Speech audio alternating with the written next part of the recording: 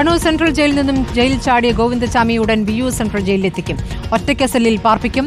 തമിഴ്നാട്ടിലേക്ക് കടക്കാനായിരുന്നു ഗോവിന്ദചാമിയുടെ പദ്ധതി എന്നാണ് റിമാൻഡ് റിപ്പോർട്ടിൽ പറയുന്നത്. ജേസൺ ചാമളപ്പിലുണ്ട്. ജേസൺ, വിയൂർ സെൻട്രൽ ജയിലിലേക്ക് 12 മണിയോടെ കൊണ്ടുവരും ഗോവിന്ദചാമി എന്നുള്ള വിവരങ്ങളായിരുന്നു. ഇപ്പോൾ അവിടേക്ക് എത്തിക്കുകയാണോ? എന്താണ് നമുക്കറിയാൻ കഴിയുന്നത്? വിയൂർ സെൻട്രൽ ജയിലിൽ എങ്ങനെയായിരിക്കും ഗോവിന്ദചാമിയുടെ താമസം? സ്മൃതി, ഏകദേശം 10 മിനിറ്റിനുള്ളിൽ തന്നെ ഗോവിന്ദചാമി ഇപ്പോൾ ഞാൻ നിൽക്കുന്ന വിയൂർ സെൻട്രൽ ജയിലിൻ്റെ ഉള്ളിലെ അതീവ സുരക്ഷാ ജയിലിലേക്ക് എത്തിക്കും.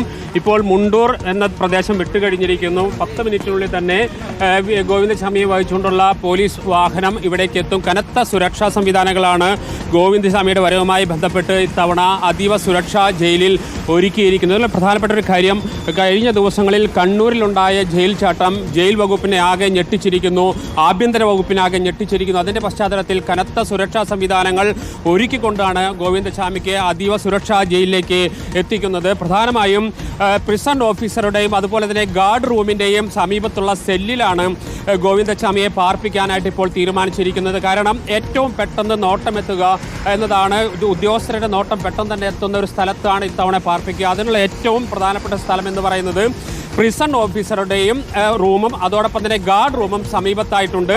ഈ സമീപത്തുള്ള ഈ സെല്ലിലാണ് ഗോവിന്ദചാമിയെ പാർപ്പിക്കുക. മാത്രമല്ല, ഗോവിന്ദചാമി ഒരിക്കലും പുറത്തിറക്കാൻ ഇനി തീരുമാനിച്ചിട്ടില്ല എന്നതാണ് ജയിൽ അധികൃതർ നൽകുന്ന വിവരം. ഭക്ഷണവും അതുപോലെ തന്നെ പ്രാഥമിക ആവശ്യങ്ങൾ ഉൾപ്പെടെ മുഴുവൻ കാര്യങ്ങളും സെല്ലിൽ തന്നെ നടത്തുന്നതിന് വേണ്ടിയിട്ടുള്ള സംവിധാനങ്ങളാണ് ഇപ്പോൾ ഒരുക്കിയിരിക്കുന്നത്. മാത്രമല്ല, അതീവ സുരക്ഷാ ജയിലിലെ ജീവനക്കാരുടെ പരിമിതിയും ഏറെ പ്രധാനപ്പെട്ടതാണ്. അതുകൊണ്ട് തന്നെയാണ് ഈ പ്രിസൺ ഓഫീസറുടെ സമീപത്തുള്ള സെല്ലിൽ താമസിപ്പിക്കാൻ തീരുമാനിച്ചിരിക്കുന്നത്. 40 ജീവനക്കാർ മാത്രമാണ് 300 കൊടും കുറ്റവാളികളായ 300 തടവുകാരെ പാർപ്പിക്കുന്ന വിയൂരിലെ അതീവ സുരക്ഷാ ജയിലിലുള്ളത്. പിന്നെ റിപ്പർ ജയാനന്ദൻ, അതുപോലെ തന്നെ പാലക്കാട് ചെന്താമര, മോൻസൺ മാവുങ്കൽ, നരബലിയിൽ ഉൾപ്പെട്ട കേസിലെ പ്രതികളായ 2 പേർ, അങ്ങനെ തുടങ്ങി 300ഓളം വിവിധ മേഖലകളിൽ ഏറ്റവും കൊടും കുറ്റവാളികൾ എന്ന് മുദ്രകുത്തപ്പെട്ടവരാണ് ഇപ്പോൾ അതീവ സുരക്ഷാ ജയിലിലുള്ളത്. 535ഓളം തടവുകാരെ പാർപ്പിക്കാനുള്ള സൗകര്യങ്ങളുണ്ടെങ്കിൽ പോലും പക്ഷേ ഈ ജീവനക്കാരുടെ പരിമിതി മൂലം അത്തരത്തിലുള്ളൊരു പൂർണ്ണമായ രൂപത്തിലേക്ക് അതീവ സുരക്ഷാ ജയിലിൽ പോയിട്ടില്ല. 300 തടവുകാരാണ് ഇപ്പോൾ നിലവിലുള്ളത്.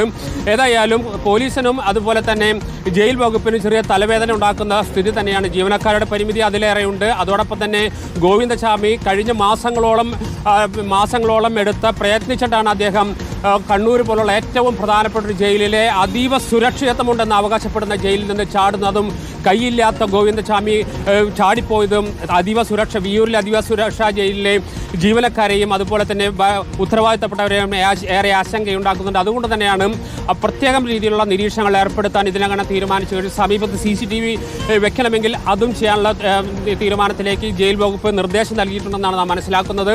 അതുകൊണ്ട് തന്നെയാണ് ഈ അതീവ സുരക്ഷാ ജയിലിൽ ഏറ്റവും പ്രധാനപ്പെട്ട എല്ലാവരുടെയും ശ്രദ്ധ എത്രയും പെട്ടെന്ന് എത്തുന്ന പ്രിസൺ ഓഫീസറുടെ റൂമിന് സമീപത്തുള്ള സെല്ലിൽ തന്നെ ഗോവിന്ദചാമിയെ പാർപ്പിക്കാൻ തീരുമാനിച്ചു. തൃശ്ശൂർ ജില്ലയിൽ നിന്നാണ് ഗോവിന്ദചാമി സൗമ്യ കേസിൽ ശിക്ഷിക്കപ്പെട്ട്